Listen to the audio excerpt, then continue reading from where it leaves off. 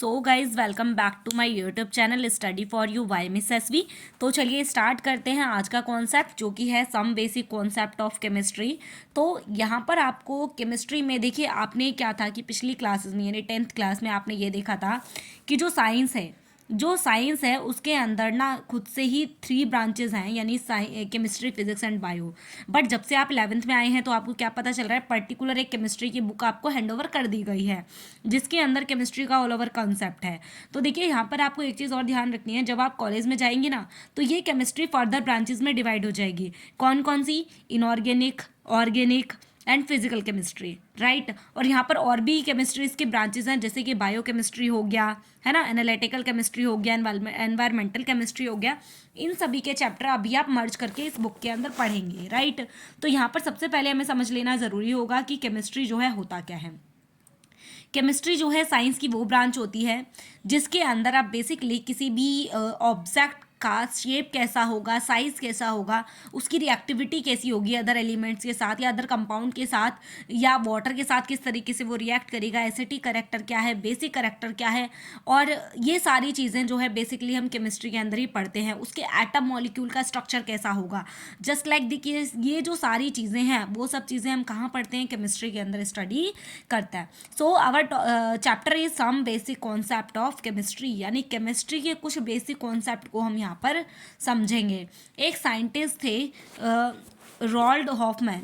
तो जो रॉल्ड हॉफमैन है उन्होंने एक साइंस के लिए एक डेफिनेशन दी थी केमिस्ट्री के लिए। वो क्या थी देखो, chemistry is the science of molecule and their transformation. यानी जो केमिस्ट्री है वो क्या है, एक साइंस है जिसके अंदर आप मॉलिक्यूल्स और एटम जो है उनका ट्रांसफॉर्मेशन किस तरीके से होता है, यानी किस तरीके से एक फॉर्म से दूसरी फॉर्म में चेंज हो जाता है, ठीक है। It is the science not so much of the 100 element. Science ना सिर्फ 100 एलिमेंट की कोई नई चीज़ बनाना नहीं है, बल्कि infinite variety of molecule that may be build from them. यानी जो अलग अलग टाइप की जो वेराइटी ऑफ मॉलिक्यूल हैं, इनफाइनाइटी टर्म ऑफ मॉलिक्यूल हैं, उनसे मिलकर जो एक नई चीज़ बनती है ना, वो बेसिकली केमिस्ट्री है, ठीक है। अच्छा, यहाँ पर कुछ आपके इंपॉर्टेंट टर्म्स दी हुई हैं जिसको मैंने हाईलाइट करा है, आप उनको देख सकते हैं, ठीक है। यहाँ पर फर्दर आपको डेफिनेशन दे रखी है, आप इसको देखिए क्या लिखा है। The branch of science that study the preparation, properties, structure and reaction of the material substance is called chemistry. ये मैंने आपको पहले ही बताया था कैसे शेप, साइज, प्रॉपर्टी, स्ट्रक्चर क्या है, रिएक्शन क्या है, वो सारी चीज़ें क्या होती है, केमिस्ट्री होती है, ठीक है। अच्छा, नेक्स्ट है डेवलपमेंट ऑफ केमिस्ट्री, कि किस तरीके से केमिस्ट्री को डेवलप किया गया। तो यहाँ पर देखो पहले इन्होंने बोला था कि जो फिलासफर ऑफ स्टोन यानी पारस पत्थर से हुई है इसकी डिस्कवरी, कुछ लोग बोलते हैं एलेक्जर ऑफ लाइफ की वजह से हुए हैं। अब देखो क्या होता था कि मिस्र में ना एक रिवर हुआ करती थी, ठीक है।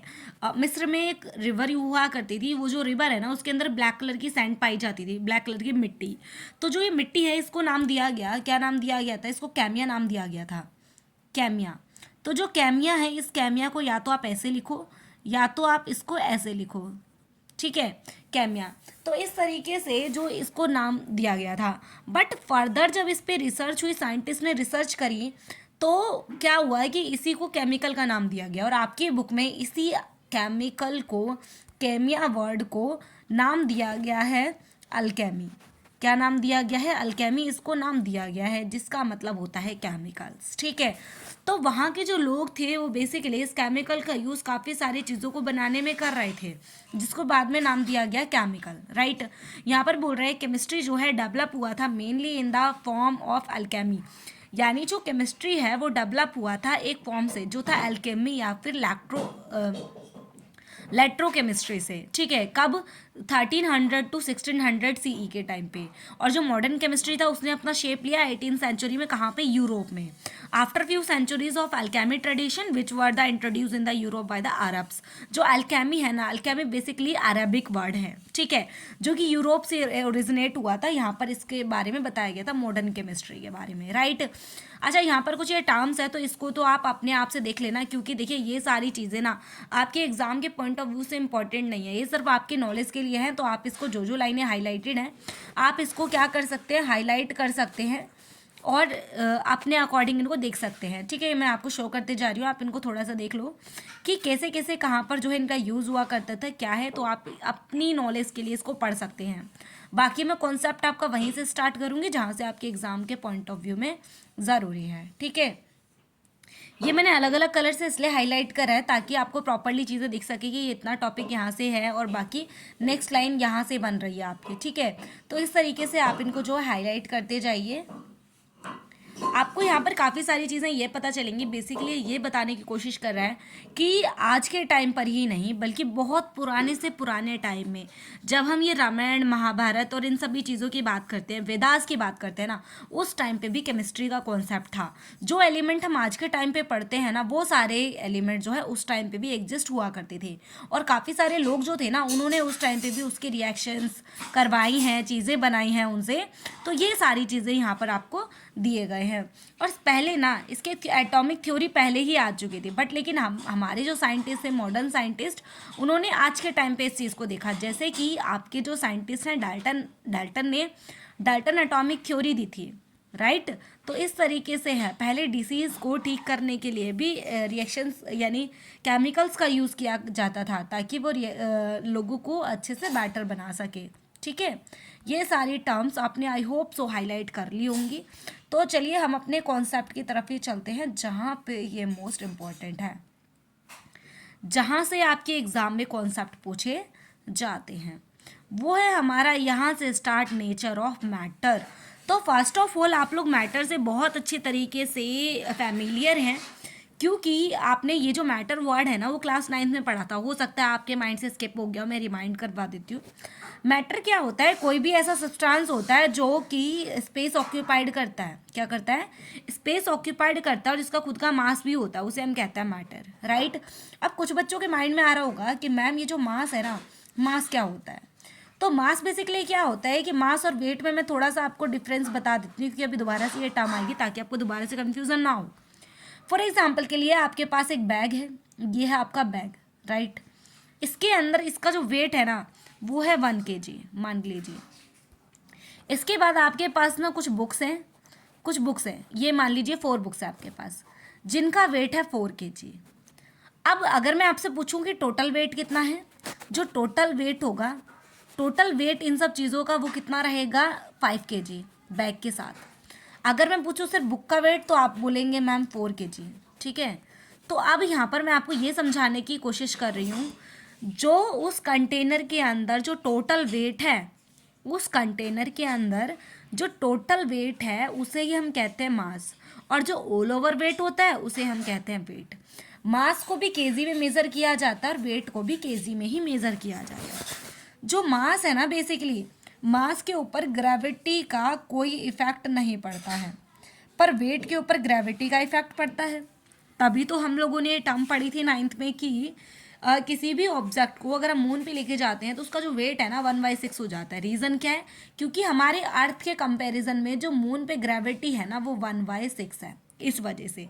बट अगर किसी ऑब्जेक्ट का मास जो है अगर कितना भी है, आप उसको कहीं भी ले जाओ तो क्या है, वो फिक्स ही रहेगा।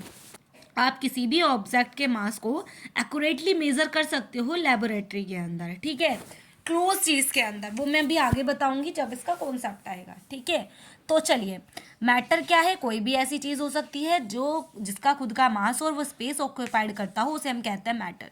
पेन, पेंसिल, बुक, चेयर, आपका घर, ट्री, ये सभी चीज़ें क्या है? मैटर है। पर वहीं पर अगर मैं बोलूँ फीलिंग्स, इमोशंस, ये सभी चीज़ें क्या है? मैटर नहीं है, क्योंकि इनका खुद का मास नहीं है और ना ही ये स्पेस को ऑक्यूपाइड करती हैं। कुछ यहाँ पे एग्जांपल्स भी आपको गिवन किए गए हैं, आप उसको अपने अकॉर्डिंग चेकआउट कर सकते हैं। आफ्टर दैट नेक्स्ट टॉपिक है हमारा state of matter. State of matter का मतलब है कि जो मैटर है उसकी कितनी स्टेट्स होती हैं। तो जो मैटर है उसकी जो बेसिक स्टेट्स हैं वो 3 स्टेट्स होती हैं, जैसे कि first is a solid, second is a liquid, third is a gas. अगर मैं आपसे बात करूँ फोर्थ स्टेट ऑफ मैटर कौन सी है, fourth and fifth state of matter आपको इसी वीडियो में कमेंट करना है और मेरे को बताइए फोर्थ और फिफ्थ स्टेट ऑफ मैटर कौन सी है। चलिए, इसके बाद क्या है, ये सभी ना एक अलग अलग कॉन्स्टिट्यूट पार्टिकल से मिलके बने हुए होते हैं, जिस वजह से ये क्या होता है कि रिप्रेजेंट करते हैं अपनी अलग अलग स्टेट को। जो सॉलिड होते हैं, चलो मैं यहाँ पर आपको बताती हूँ, जो सॉलिड होते हैं ना, सॉलिड के अंदर जो पार्टिकल्स होते हैं वो क्लोजली पैक्ड होते हैं। क्या होते हैं? क्लोजली पैक्ड होते हैं। पर वहीं अगर मैं बात करूँ ना आपसे लिक्विड की, तो लिक्विड के अंदर पार्टिकल्स थोड़ा सा दूर होते हैं। अगर मैं वहीं बात करूँ आपसे गैस की, गैस के पार्टिकल बहुत ज़्यादा दूर होते हैं। अब एक चीज़ और समझो, जो ये इनके बीच में जो गैप दिख रहा है ना, इसे हम कहते हैं इंटरस्टिशियल गैप। क्या कहते हैं? इंटरस्टिशियल गैप इसको कहते हैं, जो इनके बीच में गैप आपको दिखता है। ये जो पार्टिकल है बहुत ज़्यादा क्लोज है, इसका मतलब आप समझ पा रहे होंगे, इनके अंदर जो फोर्स ऑफ अट्रैक्शन है वो बहुत ज़्यादा होगा। इसके अंदर फोर्स ऑफ अट्रैक्शन थोड़ा सा लो होता है, इसके अंदर फोर्स ऑफ अट्रैक्शन बहुत ज़्यादा लो होता है। क्या हम यहाँ पर ये कह सकते हैं कि इसमें अट्रैक्शन नहीं रिपल्सन है? बिल्कुल नहीं, रिपल्सन नहीं कहेंगे, अट्रैक्शन है बट वीक। सॉरी। अच्छा, यहाँ पर और क्या है, देखो पार्टिकल बहुत ज़्यादा पास है, तो क्या ये मूव कर पाएंगे? आप बोलेंगे नो मैम, नो मूव करेंगे। बट ये अपनी ही जगह पर क्या करते हैं? ऑसिलेट करते हैं, यानी मूवमेंट ऐसे वाइब्रेट करते हैं अपनी ही जगह पर। ठीक है, उसे कहते हैं ऑसिलेट इन मीन पोजीशन, यानी अपनी ही मीन पोजीशन पे ऑसिलेट करते हैं। बट इनके पार्टिकल मूव कर पाते हैं। ठीक है, और ये कंटेनर के हिसाब से अपने शेप को एडजस्ट कर लेते हैं। और जो गैस होते हैं वो कंप्लीटली फिल हो जाते हैं किसी भी कंटेनर के अंदर। ठीक है, और ये उसकी बॉल के ऊपर फोर्स लगाते हैं। सॉलिड जो होते हैं, अच्छा काइनेटिक एनर्जी की एक टर्म है वो मैं आपको बताती हूँ। काइनेटिक एनर्जी क्या होती है? काइनेटिक एनर्जी होती है जो बेसिकली टेम्परेचर और प्रेशर से, टेम्परेचर और मोशन से रिलेटेड होती है। कैसे पता चलेगा? आप अपने हाथों को रब करते हैं सर्दियों में, तो रब करने पे क्या होता है कि उसमें ना अभी भी अगर आप ट्राई करके देखें, हाथों को रब करेंगे थोड़ा सा हीट अप फील होगा, यानी मोशन की वजह से हीट आ जाती है। तो इसकी काइनेटिक एनर्जी क्या होगी? आप बोलेंगे मैम पार्टिकल तो मूव नहीं कर रहे, इसका मतलब टेम्परेचर तो होगा ही, टेम्परेचर तो बहुत कम होगा, और काइनेटिक एनर्जी भी क्या होगी? ज़ीरो। तो इसकी जो काइनेटिक एनर्जी है वो क्या होगी? ज़ीरो। वहीं इसकी काइनेटिक एनर्जी जो होगी क्या थोड़ी सी ज़्यादा होगी, और इसकी काइनेटिक एनर्जी बहुत ज़्यादा होगी, बहुत ज़्यादा होगी। क्यों? क्योंकि पार्टिकल बहुत ज़्यादा मोशन में है, राइट। और जो सॉलिड होते हैं इनका एक definite shape, definite volume, definite मास होता है। बट लिक्विड के अंदर क्या होता है कि डेफिनेट शेप नहीं होता, बाकी सारी चीज़ें डेफिनेट होती हैं। गैस के अंदर कुछ भी चीज़ डेफिनेट नहीं होती। और ये क्या होता है कि इनके अंदर इतना ज़्यादा स्पेस होने की वजह से इनके अंदर फ्लो करने की टेंडेंसी होती है, और इनके अंदर जो फोर्स ऑफ अट्रैक्शन होता है ना बहुत वीक होता है, जिस वजह से क्या होता है कि इसको हम सिलेंडर्स के अंदर, गैस सिलेंडर्स के अंदर इजीली फिल कर पाते हैं, क्योंकि इनकी कॉम्प्रेसिबिलिटी बहुत अच्छी है ना। कॉम्प्रेस करने की टेंडेंसी बहुत ज़्यादा अच्छी है इनकी। आफ्टर दैट नेक्स्ट देखो, ये सारी चीज़ें मैं आपको बता चुकी हूँ। यहाँ पर कुछ लाइन अंडरलाइन है, आप इनको रीड आउट कर लेना या तो अपनी कॉपी में मार्क कर लेना। जो चीज़ मैंने आपको बताई है वही ये सारी चीज़ें हैं। ठीक है, ये सारी चीज़ें हो गई। इसके बाद आप वीडियो को पॉज करके भी मार्क कर सकते हैं। ठीक है, ये गैसेस का हो गया। देखो यहाँ पर एक चीज़ और समझो, ये जो तीनों स्टेट्स हैं ना ये इंटरचेंजेबल हैं, यानी कि ये आपस में चेंज हो सकती हैं। कैसे? With the help of temperature and pressure. Temperature and pressure की हेल्प से आप इनको एक स्टेट से दूसरे स्टेट में जंप करवा सकते हो। सॉलिड के अंदर आप सॉलिड से लिक्विड में पहुंच जाओगे अगर आप वहाँ पर प्रेशर को थोड़ा सा कम कर दो और टेम्परेचर को थोड़ा सा बढ़ा दो। अगर आप लिक्विड से गैस में जाना चाहते हो, टेम्परेचर को बहुत बहुत बहुत ज़्यादा करना पड़ेगा, प्रेशर को बहुत बहुत बहुत कम करना पड़ेगा। वही चीज़ गैस से लिक्विड में जाने के लिए प्रेशर जो है आपको बढ़ाना पड़ेगा, टेम्परेचर को कम करना पड़ेगा।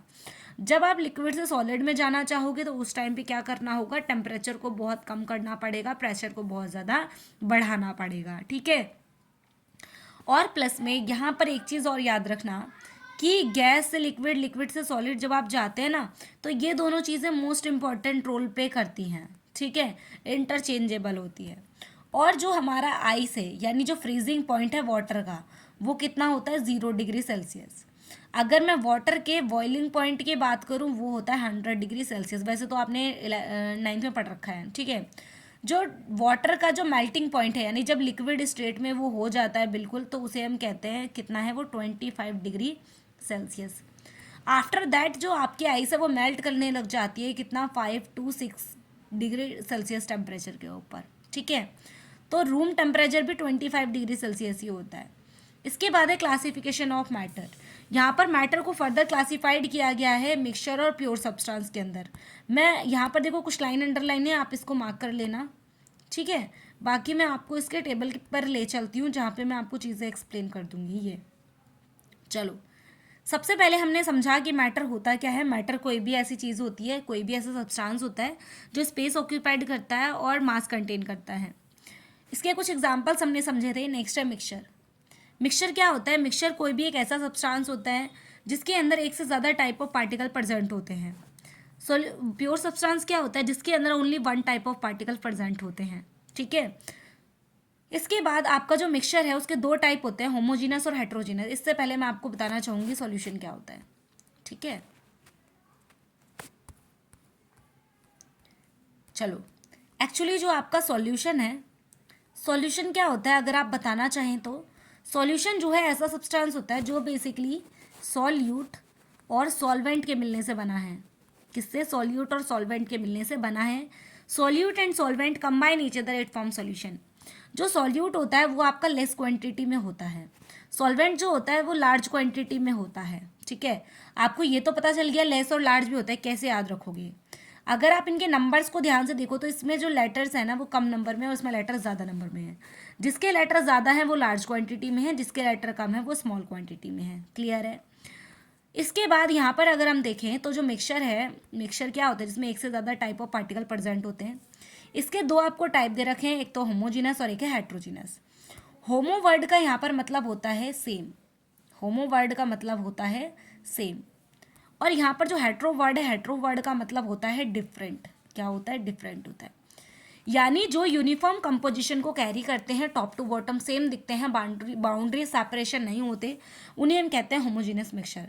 जिनके अंदर बाउंड्रीज दिखती है, सेपरेशन हो जाता है, उन्हें हम कहते हैं हेट्रोजीनस। एग्जाम्पल, फॉर एग्जाम्पल के लिए अगर मैं आपसे बोलूँ, अगर आपने 100 ml वाटर के अंदर 5 ग्राम जो है सॉल्ट को ऐड करा है तो क्या होगा? इसके अंदर पूरे तरीके से डिजॉल्व हो जाएगा, कोई बाउंड्रीज आपको नहीं दिखेंगी। इसका मतलब ये क्या है? होमोजीनियस है।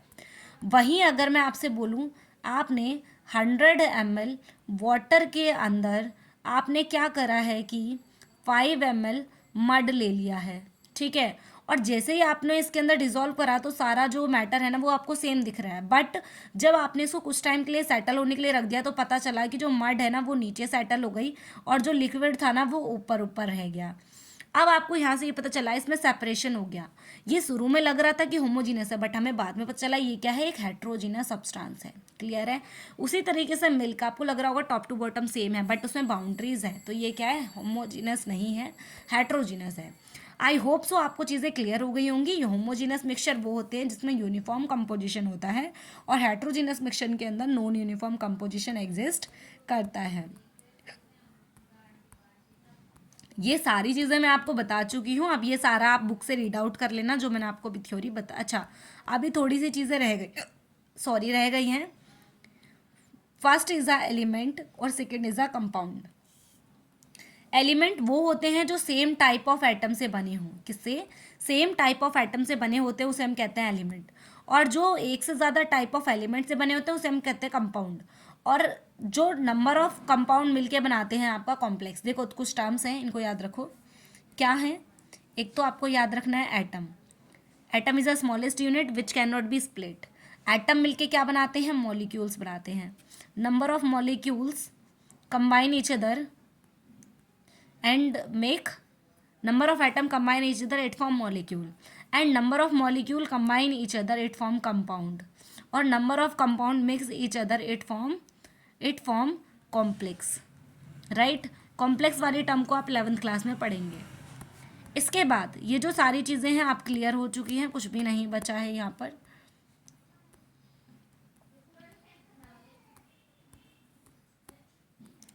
इसके बाद आपको आना है प्रॉपर्टीज ऑफ मैटर के पास। प्रॉपर्टीज ऑफ मैटर क्या है और इसके मेजरमेंट के बारे में यहाँ पर हमें पढ़ना है। प्रॉपर्टीज जो है बेसिकली 2 टाइप की प्रॉपर्टीज हैं, एक तो फिजिकल प्रॉपर्टी है, एक है केमिकल प्रॉपर्टी। फिजिकल प्रॉपर्टी वो प्रॉपर्टी ऐसे याद रखो जिनको हम अपने सेंस ऑफ ऑर्गन वगैरह की हेल्प से मेजर कर पाएंगे ना, वो फिजिकल प्रॉपर्टी। जैसे कि कलर क्या होगा, ऑर्डर यानी कि स्मेल कैसी होगी, मेल्टिंग पॉइंट, बॉइलिंग पॉइंट, और हार्ड है, सॉफ्ट है, ये सभी चीज़ें फिजिकल प्रॉपर्टीज़ के अंदर आती हैं। केमिकल प्रॉपर्टीज़ के अंदर रिएक्टिविटी आएगी, कंबक्शन जलेगा कैसे, किसी से रिएक्ट कैसे करेगा, एस्थेटिक और बेसिक बिहेवियर क्या है, वो सभी चीज़ें क्या है? केमिकल प्रॉपर्टीज़ हैं। बाकी यहाँ पे लाइन्स अंडरलाइन है, आप इसको आराम से देख सकते हैं। इसके बाद जो फिजिकल प्रॉपर्टी है उसको हम मेज़र कर सकते हैं बिना किसी चेंज की हेल्प से, मतलब उसमें कोई चेंज नहीं होगा, कोई सब्सटेंस में चेंज नहीं होगा, वो सारी चीज़ें बिल्कुल फिक्स रहेंगी। बट केमिकल के अंदर केमिकल चेंज आपको देखने को मिलता है, ठीक है। अच्छा, इसके बाद आपका क्या रहेगा, इसके बाद जो आपका कॉन्सेप्ट है measurement, measurement of physical properties की फिजिकल प्रॉपर्टीज़ को आप कैसे मेजर करोगे। देखो, दो टाइप की चीज़ें होती हैं, क्वांटिटेटिव एंड क्वालिटेटिव। क्वालिटेटिव चीज़ें क्या होती है, जो बेसिकली क्वालिटी पे बेस होती है, और क्वांटिटी क्या होता है, जो बेसिकली नंबर्स पे बेस होता है। किसी भी रिएक्शन को करने के लिए ना हम कोई भी चीज़ क्वांटिटी में ही लेते हैं, तो उसके लिए कुछ मेजरमेंट टर्म आपको दिए गए हैं जो हमें पढ़ने हैं। यहाँ पर शुरू में क्या होता था, स्टार्टिंग फेज में दो टाइप के सिस्टम आए थे। First is a English system, second is a matric system. जो इंग्लिश सिस्टम है उसके अंदर क्या होता था बेसिकली, जैसे कि आपने देखा होगा हाथों से, पैरों से, फीट से चीज़ों को मेज़र करते थे ना, तो वो सारी चीज़ें क्या है, इंग्लिश सिस्टम होती है। बट मैट्रिक सिस्टम के अंदर क्या है, पार्टिकुलर स्केल लाया गया, मीटर, इंच, ये सभी चीज़ें यहाँ पर हैं। इंग्लिश जो सिस्टम है बेसिकली वो ओरिजिनेट हुआ था, डिस्कवर हुआ था कहाँ पर, यूएस में। और जो मैट्रिक सिस्टम है, मैट्रिक सिस्टम ओरिजिनेट हुआ था कहाँ पर, फ्रांस में, लिखा हुआ है यहाँ पे, ठीक है। याद कैसे रखोगे, देखो मैट्रिक में एक वर्ड आ रहा है सी, मैट्रिक में एक वर्ड आ रहा है सी, और फ्रांस में second word, last second word आ रहा है सी, यानी फ्रांस। इंग्लिश में सेकंड वर्ड यहाँ पर है एस, और यहाँ पर सेकंड लास्ट वर्ड है क्या, एस, यानी यू, इंग्लिश वाला यूएस में और मैट्रिक वाला फ्रांस में। इस तरीके से याद कर लेना। आगे चलो, नेक्स्ट है इंटरनेशनल सिस्टम यूनिट। आपने बहुत ज़्यादा 10th में देखा होगा एसआई यूनिट्स के बारे में। तो ये जो एसआई यूनिट है बेसिकली इसकी फुल फॉर्म है international system unit. International system unit क्या होती है, जो पूरे इंटरनेशनल में, पूरे वर्ल्ड में क्या हो, सेम हो, है ना, हर जगह पर उसकी वैल्यू क्या है, फिक्स रहेगी। तो हमारे पास जो मेजरमेंट है, मेजरमेंट के लिए टोटल 7 एसआई यूनिट हैं जिनके बेसिस पे हम चीज़ों को मेज़र करते हैं। इसके अलावा अलग से कुछ फिजिकल क्वांटिटीज़ को मेज़र करने के लिए कुछ और यूनिट्स भी हैं, जैसे कि स्पीड हो गया, वॉल्यूम हो गया, डेंसिटी हो गया। इन सब चीज़ों से भी हम चीज़ों को मेज़र करते हैं। बट जो फंडामेंटल साइंटिफिक यूनिट्स हैं वो कितनी है, 7 है। चलिए वन बाय वन चीज़ों को देख लेते हैं क्या है। सबसे पहली यूनिट है लेंथ। लेंथ को एल से, लेंथ का जो सिंबल है वो एल है, और बाकी इसकी जो एसआई यूनिट है वो है मीटर। मीटर को एम से डिनोट करते हैं। नेक्स्ट है मास। मास की एसआई यूनिट क्या है, मास का सिंबल है कैप स्मॉल एम, और इसको किलोग्राम इसकी एसआई यूनिट रहेगी, और इसको केजी से डिनोट किया जाता है। इसके बाद है टाइम। टाइम का सिंबल है स्मॉल टी। अच्छा, स्मॉल टी कैपिटल टी में फ़र्क याद रखना है, स्मॉल टी टाइम के लिए यूज़ करते हैं और कैपिटल टी टेम्परेचर के लिए, ठीक है। और इसकी एसआई यूनिट होगी क्या, सेकेंड होगी, डिनोट करते हैं स्मॉल एस से। इलेक्ट्रिक करंट की का जो सिंबल है वो आई है, और इसकी जो एसआई यूनिट होगी वो क्या है, एम्पियर है, denoted by capital A. Thermodynamic temperature, इसको कैपिटल टी से डिनोट करते हैं, और उसकी एसआई यूनिट है केल्विन, के कैपिटल के से इसको डिनोट करते हैं। अमाउंट ऑफ सब्सटेंस को एन से रिप्रेजेंट करते हैं, और इसकी एसआई यूनिट होती है mole, number of moles. Luminous intensity क्या होता है, ब्राइटनेस से रिलेट करता हुआ, इसका सिंबल है आई वी। देन इसकी जो एसआई यूनिट है वो है कैंडेला, सी बी, ठीक है। अच्छा, ये हुई हमारी यूनिट्स। आफ्टर दैट यहाँ पर कुछ चीज़ों को पर्टिकुलर डिफाइन किया गया है, क्या कैसे आया, ये सारी चीज़ें हैं। और इसके बाद है कुछ परफिक्स थे जो यूज़ करे जाते थे ऐसा यूनिट के लिए, जैसे कि एक्टो के लिए ये रहेगा, जेप्टो के लिए ये रहेगा, एटो के लिए फेम्टो, पिको, नैनो, माइक्रो। तो ये सभी चीज़ें कुछ सिंबल, इनके सिंबल थे पर्टिकुलर। और 10⁶ को माइक्रो बोला गया, मिली के लिए 10⁻³ थी। तो ये सारी चीज़ें आप एक बार चेकआउट कर लेना, ठीक है। अच्छा, इसके बाद है मास और वेट में डिफरेंस, जो मैंने आपको थोड़ी देर पहले बताया था। तो मास क्या बताया था, mass of a substance is amount of matter present in it, यानी मास जो है कोई भी सब्सटेंस का अमाउंट। देखो, मास किसी भी सब्सटेंस के अंदर जो प्रेजेंट कंटेंट है, जितना भी उसके अंदर अमाउंट है, उसे हम कहते हैं मास। जबकि वेट जो होता है वो ऑल ओवर होता है, जिसपे ग्रेविटी ऑफ फोर्स का एक इफेक्ट पड़ता है। मास किसी भी सब्सटेंस का कांस्टेंट होता है, चाहे आप उसे कहीं भी ले जाएं। जबकि जो वेट होता है ना किसी भी ऑब्जेक्ट का, वो वैरी करता है अलग अलग स्टेट्स के, अलग अलग जगह के हिसाब से, ग्रेविटी के वजह से, ठीक है। The mass of the substance can be determine accurately in laboratory by using an analytical balance, यानी मास को आप कहीं भी मास को आप मेज़र कर सकते हो, एक्यूरेटली डिटरमाइन कर सकते हो, कहाँ पर, लेबोरेटरी के अंदर, एनालिटिकल बैलेंस का यूज़ करके। एनालिटिकल बैलेंस का यहाँ पे डायग्राम दे रखा है, ये है एनालिटिकल बैलेंस, ठीक है, जिसका आप यूज़ करते हैं इसको मेज़र करने के लिए। आफ्टर दैट है वॉल्यूम। वॉल्यूम जो होता है बेसिकली किसी भी गैसेस जो है किसी भी कंटेनर को किस तरीके से फिल कर रही है, एक तो ये हो गया। दूसरा, कोई भी सब्सटेंस अगर वो लीटर की फॉर्म में है, उसमें देखो क्या होता है कि जो वॉल्यूम होता है ना, वॉल्यूम के अंदर हम देखते हैं क्या होता है कि इसमें लेंथ, विड्थ, हाइट, तीनों चीज़ें इंक्लूड होती हैं। तो हम लेंथ को मेज़र करते हैं मीटर में, और विड्थ को भी मेज़र करते हैं मीटर में, और हाइट को भी मेज़र करते हैं मीटर में, और ये तीनों मिला के क्या बनाते हैं, मीटर क्यूब बनाते हैं आपका, ठीक है। ये इसके एसएनएट होगी वॉल्यूम के, ठीक है। तो ये सारी चीज़ें रहेंगी। इसके बाद नेक्स्ट है आपका टेम्परेचर, सॉरी डेंसिटी। डेंसिटी के अंदर मास और वॉल्यूम वाली दो प्रॉपर्टीज़ को डिस्कस किया जाता है। डेंसिटी क्या होती है, मास पर unit volume is called density, और इसके एसएनएट क्या होगी, मास की जो एसएनएट होती है वो आपने पढ़ी थी केजी होती है ना, और जो वॉल्यूम होता है उसके एसएनएट मैंने अभी बताई थी मीटर क्यूब होती है। यानी या तो आप ये लिख दो इसकी यूनिट, या तो आप लिख सकते हैं केजी मीटर माइनस क्यूब, ये आप लिख सकते हैं इनवर्स क्यूब, ये हो जाएगा, ठीक है। अच्छा, इसके बाद देखो यहाँ पे दिया भी हुआ है तो आप इसको चेकआउट कर लेना। इसके बाद है टेम्परेचर। टेम्परेचर के अंदर जो है 3 कॉमन स्केल्स दिए गए थे मेज़र के लिए। पहला है सेल्सियस स्केल, दूसरा है फ़ारेनहाइट स्केल, और तीसरा है केल्विन स्केल। इन तीनों चीज़ों से जो है चीज़ों को मेज़र किया जाता है। और यहाँ पर कुछ टर्म दिए गए हैं कि जो थर्मोमीटर है बेसिकली वो बेस एक स्केल है ना, जिससे हम चीज़ों को मेज़र करते हैं। और जनरली जो थर्मोमीटर है ना वो सेल्सियस स्केल के अंदर जो वैल्यूज़ होती है ना वो 0 to 100 होती है सेल्सियस स्केल में, ठीक है। और where as 2 temperature are freezing point, जहाँ पर 2 टेम्परेचर होते हैं, 0 is the freezing point, 100 is the boiling point, जो थोड़ी देर पहले भी मैंने आपको बताया था। The Fahrenheit scale represent between, जो फ़ारेनहाइट स्केल होता है उसके बीच में ये जो वैल्यू वो 32 से 212 के बीच में लाई करती है, ठीक है। इसके बाद यहाँ पर कुछ रिलेशंस होते हैं। फ़ारेनहाइट का रिलेशन सेल्सियस से होता है, और जो केल्विन है उसका रिलेशन सेल्सियस से होता है। ये आपने 9th में भी पढ़ा हुआ है। कुछ इसमें एक इंटरेस्टिंग टर्म है जिसको आपको नोट कर लेना है। जो टेम्परेचर है 0 से नीचे अगर वैल्यू जाएगी तो वो नेगेटिव हो जाएगी, ठीक है। 0 से वैल्यू नीचे जाएगी तो वो नेगेटिव हो जाएगी, और ये सिर्फ सेल्सियस स्केल में देखने को मिलता है। और केल्विन स्केल में ये वैल्यू जो है नेगेटिव टेम्परेचर कभी पॉसिबल ही नहीं होता है। ये आपको स्केल दे रखे हैं तो आप इसको देख सकते हैं, ठीक है। रूम टेम्परेचर 25 डिग्री सेल्सियस, जबकि वही जो अगर हम फ़ारेनहाइट स्केल में नापे तो 77 डिग्री फ़ारेनहाइट होगा। और human body temperature 37 degree Celsius होता है, फ़ारेनहाइट स्केल में 98.6 फ़ारेनहाइट होता है। फ्रीजिंग पॉइंट जो कि 0 होता है, जबकि फ़ारेनहाइट स्केल में कितना होता है 32 डिग्री फ़ारेनहाइट, ठीक है। और वही यहाँ पर केल्विन स्केल में वैल्यूज़ दे रखी है, यानी फ़ारेनहाइट, केल्विन और सेल्सियस तीनों के अंदर इसमें चीज़ें आपको दे रखी हैं, तो आप इनको चेकआउट कर लेना। इसके बाद है अनसर्टेनिटी इन मेजरमेंट, यानी किस तरीके से हम किसी भी एक्सपेरिमेंट को, मतलब थियोरेटिकल जो कैलकुलेशन है, बहुत लंबी चौड़ी कैलकुलेशन है, उसको हम कैसे शॉर्ट से शॉर्ट टर्म में देख सकते हैं, लिख सकते हैं। मान लीजिए यहाँ पर कोई चीज़ लिखी है 0.00003459, अब ये है, अब ये आपको ऐसे ज़्यादा इजी पड़ रहा है या आप बोलेंगे 3.4 समथिंग इस वाली वैल्यू में ज़्यादा इजी पड़ेगा, आप बोलेंगे पॉइंट वाली में। तो आपको क्या करना है, पॉइंट को आगे खिसकाना पड़ेगा। मान लीजिए मैं पॉइंट को यहाँ लगा दूँ, तो जितने डिजिट आपको ये पॉइंट आगे लेके जाना होगा, तो कितने डिजिट आगे गया बताइए, ये है 3.459 इंटू कितने डिजिट आगे आया 1 2 3 4 5, है ना।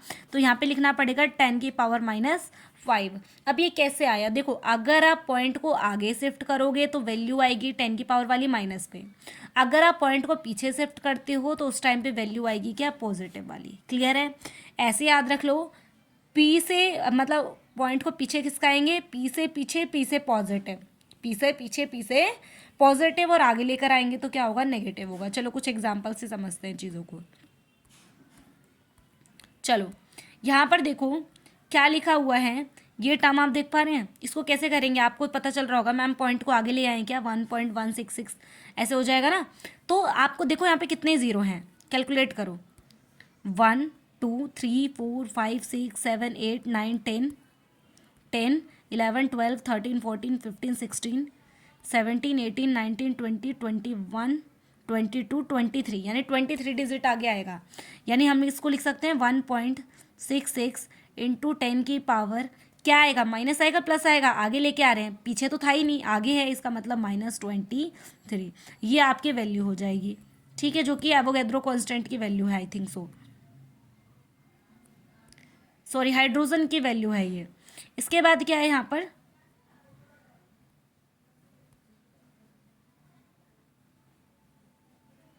इसके बाद नेक्स्ट क्या है यहाँ पर, जैसे कि यहाँ पर कुछ और नंबर दिए गए हैं, जैसे ये देखो, इसके पॉइंट को हम पीछे ले जा सकते हैं। कितने डिजिट पीछे गया, 2 डिजिट पीछे गया, तो हम लिख सकते हैं 508 इंटू 10 की पावर कितने डिजिट पीछे गया था 2, यानी 10 की पावर 2। ये इस तरीके से आप इसको लिख सकते हो। आफ्टर दैट देखो यहाँ पे लिखा भी हुआ है इसका सॉल्यूशन, ठीक है।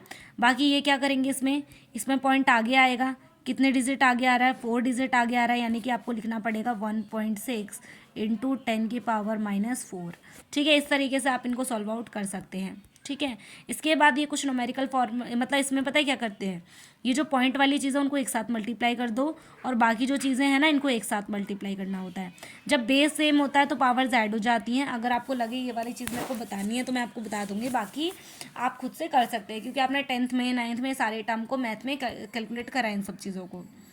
एडिशन, सब्सट्रैक्शन, ये सारी चीज़ें आप इजीली कर सकते हैं, कोई दिक्कत नहीं है।